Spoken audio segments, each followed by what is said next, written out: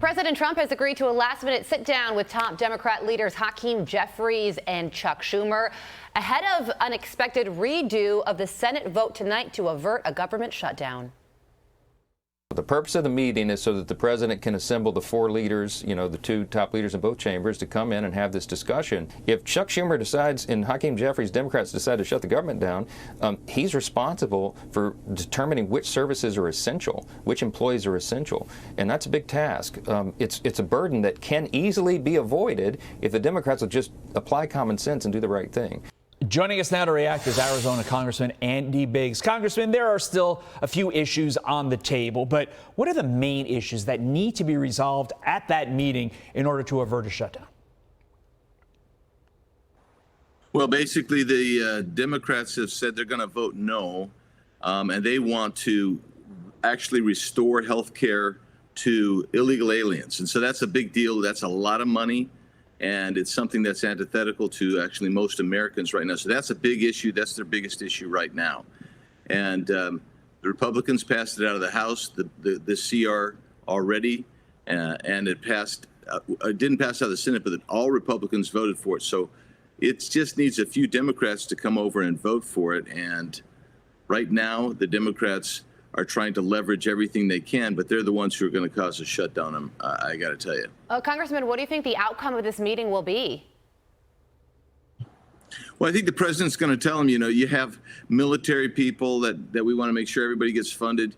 You have to make sure that federal employees get funded, and they'll be the ones that are going to stop that funding. They're the ones, as Speaker said, they'll be actually stopping and determining who is non-essential, because non-essential people can get terminated or not be paid and sent home. We've seen this movie before. It feels like we've done this dance every year, maybe multiple times per year. But my question for you, Congressman, is does this time feel different? Because the layperson watching from afar, it feels like the parties are so entrenched this time. And Chuck Schumer is so gun-shy from caving the last time that it feels like the parties are not backing down, and we could be in line for a very long shutdown. What do you say to that? Well, you're right. We actually do an average of 5 continuing resolutions every year for the last 20 years. That's ridiculous, of course.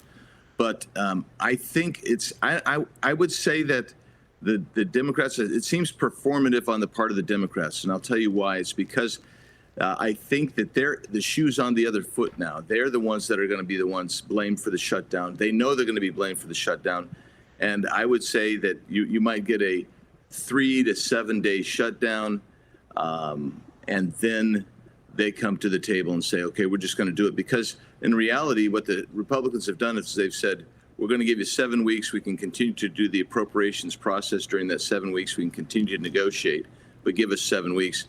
And the Democrats are saying, we don't want that. We want everything right now. And I think that it's performative on the part of the Democrats, and they'll cave ultimately. Interesting. You alluded to it, but Democrats their demands all center around health care. Can you explain in layman's terms what they're hoping to achieve? Yeah, what they really want is they want to go back and keep the Obama era, all the funding that was supposed to be temporary due to COVID. So they want to keep all of that, which included giving money to illegal aliens, basically anybody you could make up to $600,000 a year and get subsidies and free benefits for health care. That's about $1.5 trillion cost. And that's their main ask. That's the main thing they want. Before we let you go, you're going to be speaking at a Turning Point event tomorrow at Utah State University. In about 20 seconds, what will your message be to those students? My message will be similar to Charlie's. Revitalize, refresh, and let's become, if you're a guy, you're a guy, and let's become men. And if you're a gal, you're a woman, let's become women. Let's be grown up, let's be mature, and let's love this country. This country is the best place. And then calling people to God and Jesus. That's what Charlie did. Well, Utah State University is about 2 hours away from Utah Valley University, so it will be a meaningful event that you are partaking in, indeed. Arizona Congressman Andy Biggs, thank you for joining us. I'm Steve Doocy. I'm Brian Kilmeade. And I'm Ainsley Earhart. And click here to subscribe to the Fox News YouTube page to catch our hottest interviews and most compelling analysis.